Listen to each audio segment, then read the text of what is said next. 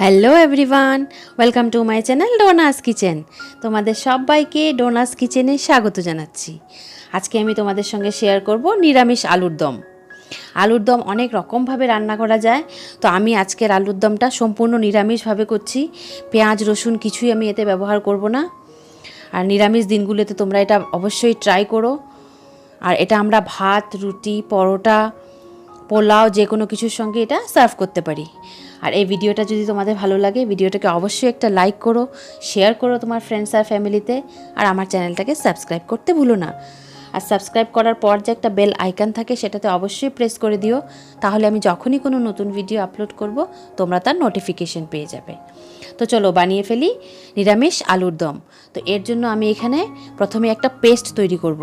তার জন্য আমি নিয়ে নিয়েছি 2টো টমেটো আর 1 ইঞ্চি পরিমাণ আদা, আর আমি নিয়েছি 10 থেকে 12টা কাজু।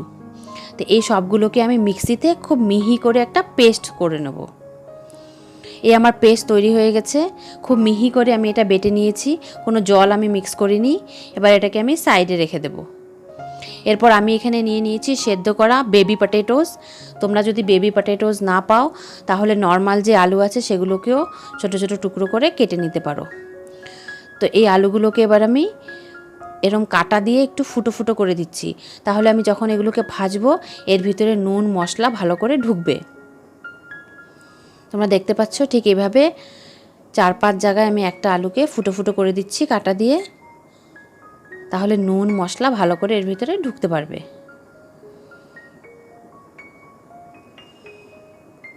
এবার আমি এতে দিয়ে দেব 1/4 টিস্পুন নুন, 1/4 টিস্পুন হলুদ গুঁড়ো, 1/4 teaspoon Kashmiri red chilli powder. এবার ভালো করে আমি এগুলোকে মেখে নেব, আলুর সঙ্গে ভালো করে মশলাগুলোকে মিক্স করে নেব। আর আমি এটা শ্যালো ফ্রাই করব।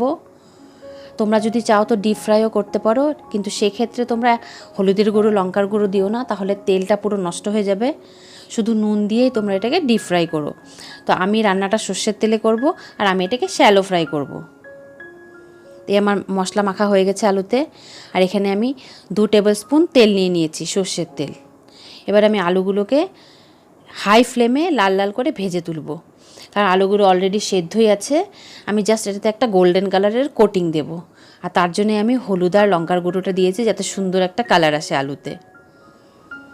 তোমরা দেখতে পাচ্ছ আলু ভাজা হয়ে গেছে, সুন্দর কোটিং চলে এসছে। এবার আমি এগুলোকে নামিয়ে নেব, তেলটা ছেঁকে আমি ভালো করে নামিয়ে নেব এগুলোকে।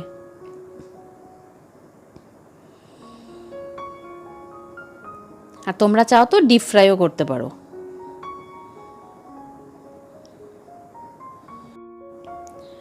এই আমার আলু ভাজা হয়ে গেছে।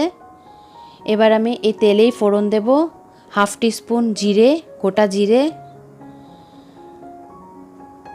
এরপর আমি দেব গোটা গরম মশলা, 2টো এলাচ, 1 টুকরো দারচিনি, 4-5টা লবঙ্গ। এবার এই মশলাগুলোকে 10 থেকে 12 সেকেন্ড আমি ভেজে নেব। তারপর এই তেলেই আমি শুকনো মশলাগুলো দিয়ে দেব। আর এখন আমি ফ্লেমটা খুব লোতে রেখেছি। আমি দিয়ে দিচ্ছি 1/2 টিস্পুন হলুদ গুঁড়ো, 1 টিস্পুন ধনে গুঁড়ো, 1/2 teaspoon Kashmiri red chilli powder. এবার এগুলোকে 10 থেকে 15 সেকেন্ড আমি তেলেই ভেজে নেব। আর তেলের মধ্যে শুকনো মশলাগুলো দিয়ে ভাজলে খুব সুন্দরের কালারটা হয়। এবার আমি এতে যে পেস্টটা আমি করে রেখেছিলাম টমেটো, আদা আর কাজুর, সেই পেস্টটাকে আমি দিয়ে দেব। দিয়ে এই তেলের সঙ্গে মশলার সঙ্গে ভালো করে পেস্টটাকে মিশিয়ে নেব। খুব ভালো করে মেশাতে হবে। তোমরা দেখতে পাচ্ছ এখনই কেমন সুন্দর কালার এসছে। আর তেলের মধ্যে হলুদের গুঁড়ো লঙ্কার গুঁড়ো দিলে খুব ভালো কালারটা আসে। তোমরা অবশ্যই এটা ট্রাই করো। এবার এই মশলাটাকে আমি যতক্ষণ অবধি না তেল বের হয়ে আসছে ততক্ষণ অবধি ভেজে নেব। তোমরা দেখতে পাচ্ছ মশলার থেকে তেল ছেড়ে দিয়েছে। এবার আমি এতে ভেজে রাখা আলু দিয়ে দেব, দিয়ে আরও একটু সময় মশলাটাকে আলুর সঙ্গে মিশিয়ে কষবো। এবার আমি এতে দিয়ে দিচ্ছি পরিমাণ মতো নুন, 1/2 টিস্পুন চিনি। চিনিটা অপশনাল, তোমরা চাও তো দিতে পারো, না চাও তো স্কিপ করতে পারো। আর আমি দিয়ে দিলাম চেরা কাঁচা লঙ্কা।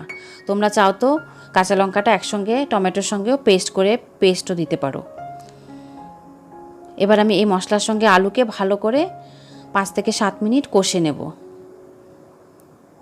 আমার কষা হয়ে গেছে। এবার আমি এতে দিয়ে দিচ্ছি জল। আমি 1 কাপ মতো জল দিলাম। গ্রেভিটা তোমরা তোমাদের হিসেব মতো দিও। আমি খুব ঠিক গ্রেভি রাখবো, পাতলা ঝোল করব না, তো এই জন্য আমি 1 কাপ জল দিলাম। তো এবার আমি এটাকে ফুটতে দেব। দেখো এটা ফুটে উঠছে। এবার আমি এতে দিয়ে দিলাম কুচি করা ধনেপাতা। এটা আমি ফ্রোজেন ধনেপাতা দিলাম, তোমরা চাও তো ফ্রেশও দিতে পারো। এবার আমি এতে দিয়ে দিচ্ছি কাসুরি মেথি, মানে শুকনো মেথি শাক যেটা, সেটা একটু হাতে ক্রাশ করে আমি এটা দিয়ে দিচ্ছি। এটা নিরামিষ আলুর দমে দিলে খুব সুন্দর হয়, এটার ফ্লেভারটা দারুণ হয় খেতে। তোমরা অবশ্যই কাসুরি মেথিটাকে মিস করো না। এবার আমি এটাকে ঢেকে 5 থেকে 7 মিনিট এটাকে ফোটাবো। এই আমার 5 মিনিট হয়ে গেছে। তোমরা দেখতে পাচ্ছ কেমন সুন্দর কালার এসছে। এবার আমি গ্যাস অফ করে এটাকে ঢেকে 10 মিনিটের স্ট্যান্ডিং টাইম দিয়ে তারপর আমি এটাকে পরিবেশন করব। আর আমি এতে গরম মশলা গুঁড়ো দিলাম না। আর তোমরা যদি কাসুরি মেথি না দাও তাহলে তোমরা এটাতে গরম মশলা গুঁড়ো দিতে পারো। তো আমি কাসুরি মেথি দিয়েছি, এই জন্য আমি গরম মশলা গুঁড়ো দিলাম না। এই আমাদের তৈরি হয়ে গেছে নিরামিষ আলুর দম। আমি ওপর থেকে একটু ধনেপাতা ছড়িয়ে দিয়েছি। তোমরা অবশ্যই এটা ট্রাই করো। তোমরা এটা ভাত, রুটি, পরোটা, পোলাও যে কোনো কিছুর সঙ্গে এটা সার্ভ করতে পারো। আর এই ভিডিওটা যদি তোমাদের ভালো লাগে, ভিডিওটাকে অবশ্যই একটা লাইক করো। আবার ফিরে আসছি নতুন কোনো রেসিপি নিয়ে। Bye bye.